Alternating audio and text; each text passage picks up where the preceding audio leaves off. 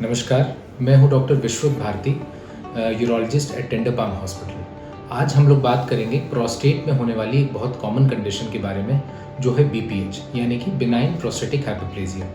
इस कंडीशन में प्रोस्टेट का आकार बढ़ता जाता है, जिसकी वजह से यूरिन के रास्ते में रुकावट होती है और यूरिन करने में इस वजह से पेशेंट को प्रॉब्लम होती है। ये तकलीफ खासकर उन पुरुषों में होती है जो 50 वर्ष की उम्र से अधिक के होते हैं। साथ ही बढ़ती उम्र के साथ इनके लक्षणों की तीव्रता भी बढ़ती जाती है। सामान्यतः होने वाले लक्षण इस कंडीशन में होते हैं फ्रीक्वेंसी यानी कि बार बार यूरिन करने की ज़रूरत पड़ना, रात को यूरिन करने के लिए 2 से ज़्यादा बार उठने की ज़रूरत पड़ना, पेशाब रोकने में असमर्थता होना, यूरिन की शुरुआत करने में समय लगना, यूरिन करने में पेट से जोर लगाने की ज़रूरत पड़ना या फिर यूरिन में खून आना।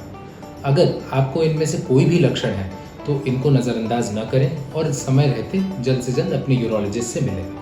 जब आप अपने यूरोलॉजिस्ट के पास जाते हैं तो आपका एक डिटेल्ड एग्जामिनेशन और हिस्ट्री ली जाती है, आपके सिम्टम्स के बारे में इंफॉर्मेशन लिया जाता है, साथ ही कुछ जांचें कराई जाती हैं जिनमें आती हैं डीआरई यानी डिजिटल रेक्टल एग्जामिनेशन, यूरिन के फ्लो का टेस्ट यानी uroflowmetry, ultrasound to assess the condition of your bladder, prostate and kidneys. साथ ही कराया जाता है प्रोस्टेट स्पेसिफिक एंटीजन और यूरिन में इन्फेक्शन का टेस्ट। एक बार ये कंप्लीट असेसमेंट होने के बाद आपके यूरोलॉजिस्ट आपको 3 तरह से ट्रीटमेंट ऑफर कर सकते हैं।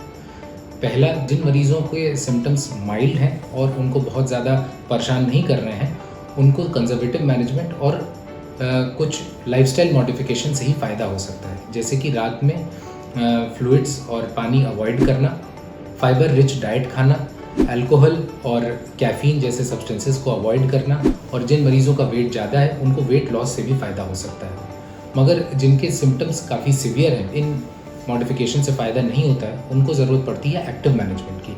इसमें 2 पार्ट्स होते हैं। पहला है मेडिकल मैनेजमेंट, जिसमें कुछ ड्रग्स जैसे कि अल्फा ब्लॉकर्स, एंटीकोलिनर्जिक्स और बीटा एड्रेनर्जिक मेडिकेशंस जैसे ड्रग्स दिए जाते हैं, और मेजॉरिटी ऑफ द पेशेंट्स इससे फ़ायदा महसूस करते हैं और इससे टोटली रिलीफ हो जाता है। मगर मरीज़ों को ये आजीवन खानी पड़ती है। अगर इससे भी रिलीफ नहीं हो रहा है या मरीज़ दवा खाने से मुक्ति चाहता है, तो ऐसी स्थिति में इस प्रॉब्लम का अल्टीमेट ट्रीटमेंट होता है सर्जरी, जो एक मिनिमली इन्वेजिव एंडोस्कोपिक वे से की जा सकती है। 2 तरह की सर्जरी इस समय सबसे ज़्यादा कॉमनली की जा रही हैं। पहली होती है TURP यानी कि ट्रांसयूरेथ्रल रिसेक्शन ऑफ प्रोस्टेट, और दूसरी होती है लेज़र प्रोस्टेटेक्टमी या होल्मियम लेज़र इन्यूक्लिएशन, जो इस समय सबसे एडवांस फॉर्म ऑफ ट्रीटमेंट है प्रोस्टेट का। लेज़र की मदद से पूरा प्रोस्टेट इसमें निकाल दिया जाता है, ब्लीडिंग नामात्र की भी नहीं होती और बॉडी पे बहुत मिनिमल स्ट्रेस होता है, जिसकी वजह से रिकवरी बहुत फास्ट होती है और सर्जरी के मात्र 2 से 3 दिन के अंदर मरीज़ अपने नॉर्मल एक्टिविटीज़ को कर सकता है।